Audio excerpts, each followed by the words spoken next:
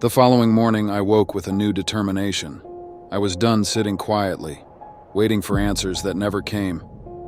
I needed to know the whole truth about the accident, about my life, and about who I really was. Greg's careful kindness, his controlled answers, and the lack of any friends or family in my life only fueled my doubts. After Greg left for work, I spent the morning combing through the house, looking for anything that might give me a glimpse into my past. I searched every drawer, every cabinet, but all I found were the same kinds of impersonal records and receipts I'd seen before.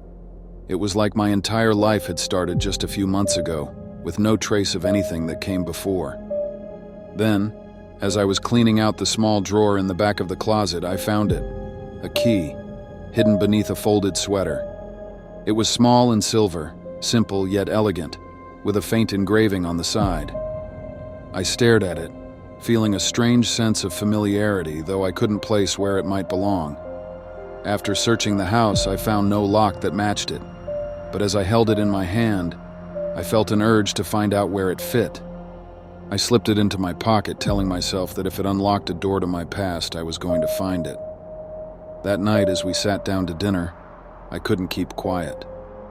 Greg, tell me again about the accident. The details are still foggy. I began, keeping my voice casual. He looked up, his expression unreadable. I told you, it was an explosion. A gas leak, they said. You and another woman were there when it happened.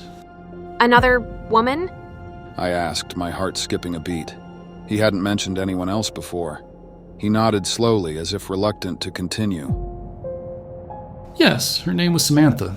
You two were friends. She was your best friend. But when the explosion happened...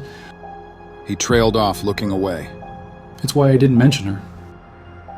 I waited, sensing there was more he wasn't saying. What happened to her? He sighed, his expression heavy. She didn't make it. I felt a pang of something. Grief, maybe, or guilt. But there was a strange sense of detachment, as though the story he was telling didn't quite fit. Of course, I didn't remember Samantha.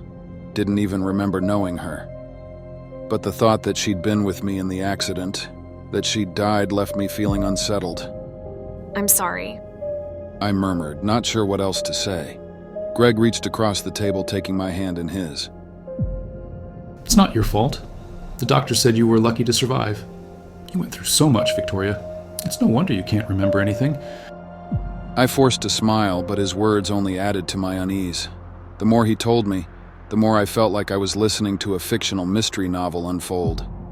Nothing about it felt real. But how could it? I have amnesia. That night, as Greg slept beside me, I lay awake, staring at the ceiling. The story he'd told me about the accident, about Samantha's death, left me with 1,000 questions. Why hadn't he mentioned her before? Why did the details seem to change each time he told the story? I slipped out of bed, my movements slow and careful. I made my way to the attic, my fingers brushing over the edges of the key in my pocket. I didn't know what I was looking for, but I needed to find something, anything, that would help me understand. In the back of the attic, I found a file cabinet tucked away. I searched through the drawers and files, scanning each document with a sense of urgency. And then, tucked beneath a stack of receipts, I found it. A small, dusty box locked with a tiny keyhole. My heart raced as I pulled out the silver key, fitting it into the lock. The box clicked open, and I lifted the lid, holding my breath as I looked inside. Inside was a collection of photographs, old and faded, but unmistakably of Greg and a woman who looked, well, just like me. The woman was smiling, her arm wrapped around Greg, her expression bright and carefree. But as I looked closer, I noticed something strange. She looked different somehow. Her hair was a shade lighter, her smile a little wider. And in each photo, she wore the same delicate necklace, a small pendant that matched the one I'd found in the closet. My hand flew to my chest, touching the pendant around my neck, my mind a whirl. If that woman was me, then who was I? And why did everything about her life feel so different from the one Greg had described? Maybe I am just overreacting, I mean, I was in an accident that required extensive surgeries, and now I can't remember anything. Still, I pressed on. As I sifted through the photos, I found a small handwritten note tucked between them. It was written in a neat, flowing script addressed to Victoria. It read, "Victoria, I know we've had our struggles, but I hope you can find it in your heart to forgive me. I love you, and I want to start over. Forever yours." My mind reeled as I read the words, a strange, creeping dread settling over me. The woman in the photos, the woman he'd called Victoria. I didn't remember her. I didn't remember anything about her life. But the look in Greg's eyes as he smiled at her in the photos, it was different from the way he looked at me. Was it because of my now scarred face? I put the photos back in the box, my fingers trembling as I closed the lid. I needed to confront him, to ask him what these photos meant, who this woman was, and why I looked so much like her. I felt insane for asking about myself. The next morning, I waited for Greg to leave before I took the photos out again, examining each one carefully. The woman in the photos, she was happy, confident, someone who seemed to have a life of her own. I didn't feel like her. I didn't even feel like I knew her. As I turned the photos over, I noticed something written on the back of one, a date. It was from several months before my accident, a time when, according to Greg, we'd been living together, happily married. But that wasn't possible. I didn't remember that life, didn't remember any of the places in the photos, didn't remember being this woman who smiled so brightly beside him.